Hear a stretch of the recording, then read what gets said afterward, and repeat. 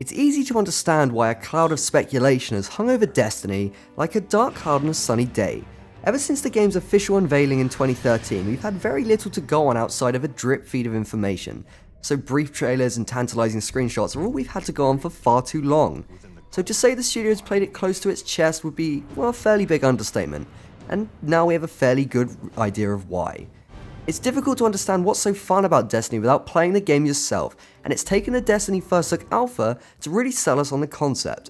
After a few dozen hours spent exploring the dusty ruins of old Russia, we found that, you know what, it's probably going to be pretty awesome.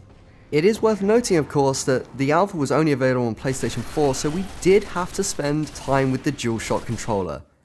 Don't say we don't ever do anything for you, Xbox fans.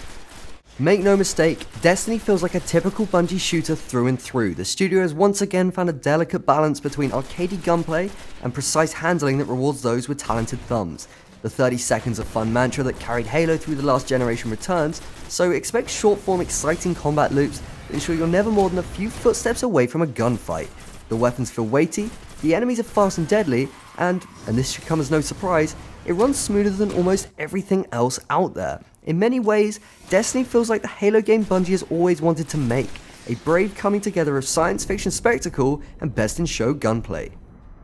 This became clear during the solitary strike mission available in the alpha.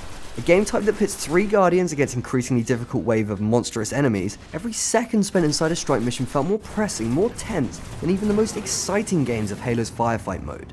Especially when you factor in the huge bosses that split sections apart, forcing friends and strangers alike to work in tandem to reap the biggest loot rewards.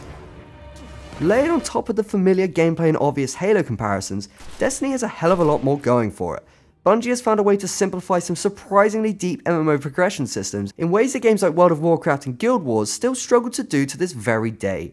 A robust character creation tool only scratched the surface, as collectible weapons and armor with unique stats, quest rewards, hidden loot, intelligent skill trees, and plenty more were scattered throughout the Destiny design.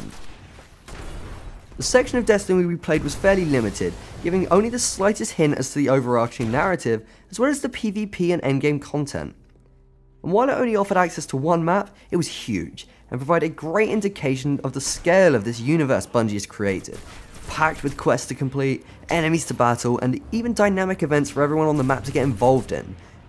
You know, there's a surprising amount of MMO logic weaved into the DNA of Destiny, and we're starting to get the impression that Bungie is selling it short by dubbing it a shared world shooter. The time we spent here was ridiculously addictive, and once we hit the level 8 cap, we couldn't wait to jump back in and max out the other 2 Guardian classes. And you know what? That was all before we even touched Destiny's PvP called the Crucible, which is Bungie's new take on classic Halo multiplayer, albeit with less emphasis on jumping across the environment and a bigger focus on team tactics and close quarters gunfights.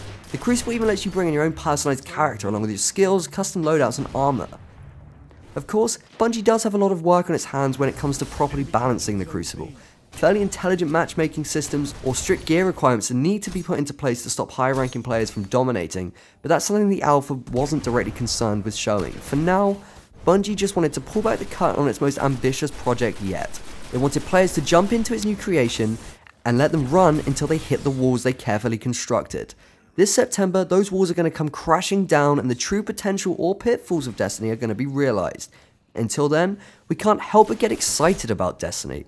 It's bigger and more bodacious than anything else out there, and it's the opportunity to be the first truly next generation game, and we cannot wait to play more.